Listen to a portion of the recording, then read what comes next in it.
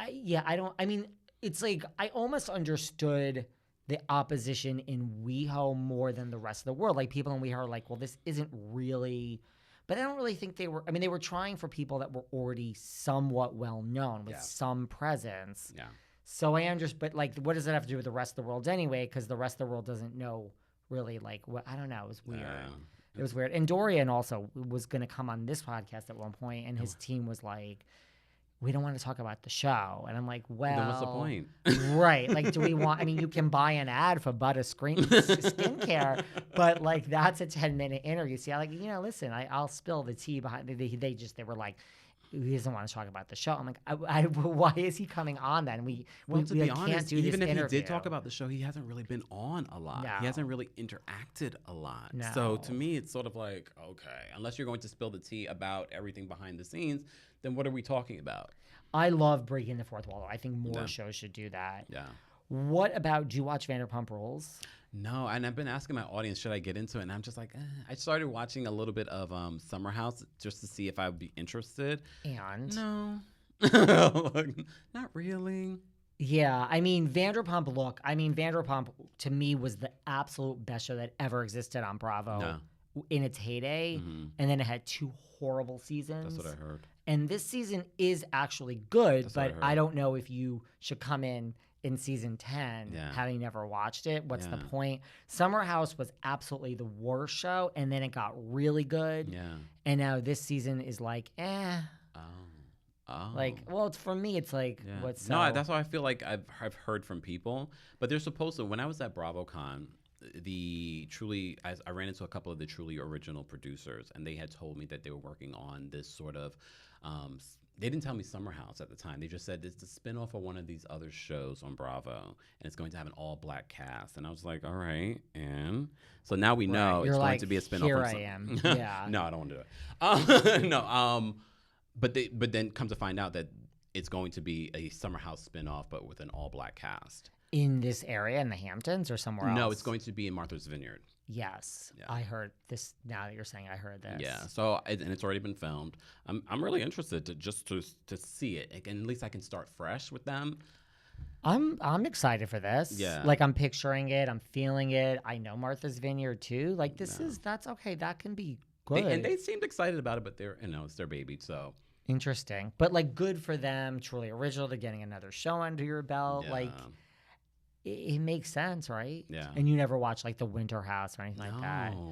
Is there a show from Bravo past or 2 that you would love? Like if I said you could bring anything back, like do you have favorites from the past?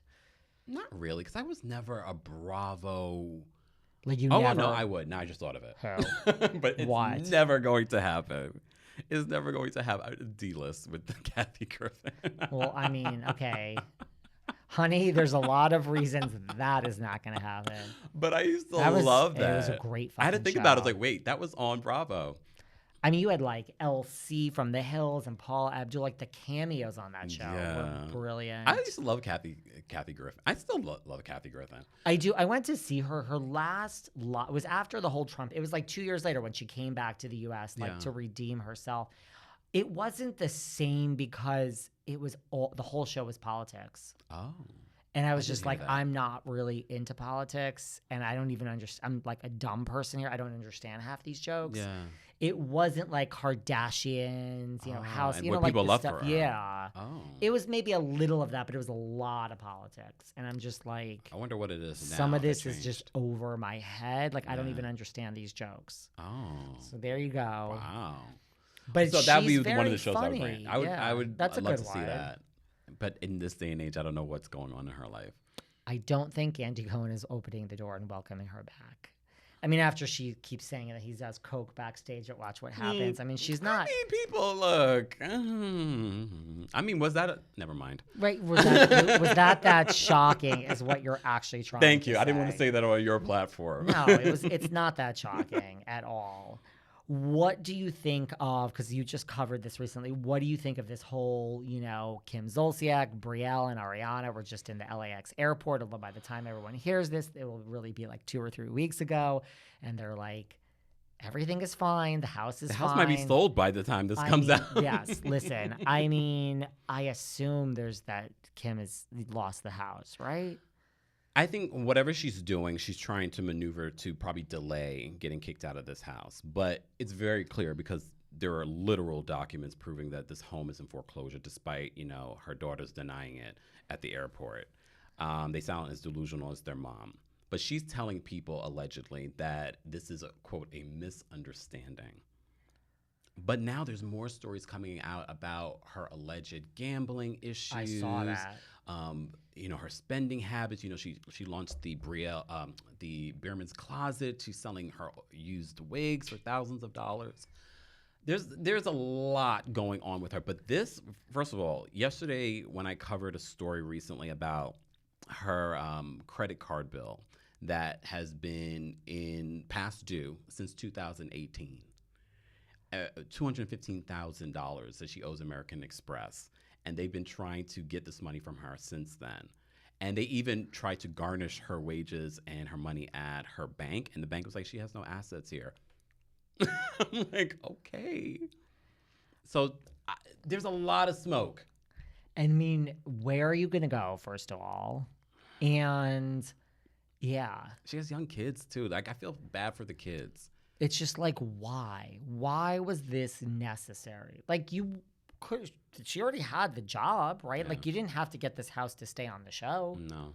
And she bought this house, I think, for like $800-something thousand. But then she's borrowed against it.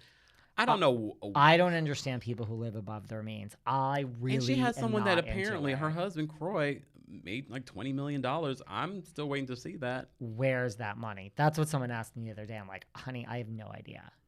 But I believe you're just going to have to go live in a much smaller house. I don't even know how she's going to afford that. She's so cocky, too. She went on her social media and she was just, showing video of the house and like, oh, you guys are crazy if you think that I've sold my home for 200 something. I saw that. I'm like, girl, it's not you selling your home. Right, you're not. You didn't. you didn't say bank. Right. Whatever offer they take, they're going to take the best of the worst. Yeah. Like Erica's house went for like $7 yeah. something instead of whatever that 15 million it was supposed to be. It dropped dramatically. So I just think Kim has like lost her house. Yeah. I personally don't know if there's a real show with Ariana and Brielle. Oh, it cut off? Yeah, I'm not sure. Like I mean I know I've heard of it, but where is it? And who's going to watch it? Right, and who's really filming it? And is it really signed by a network, or are you like, sorry, Shaws, are you doing what the Shaws are doing, where you're filming it yourself and saying like coming soon? Is that what they're doing? Well, who else? I mean, Bravo is not filming that. But they were at BravoCon. They were. So but Reza said at BravoCon, like, I mean, he did an interview afterwards where he said, it felt really like you broke up with someone and then you were still, like, you went and slept at BravoCon. Like he said that we honestly felt weird, the three of us. We talked about it. Like, they were no, they're not. This isn't Bravo. You're updating me. 'Cause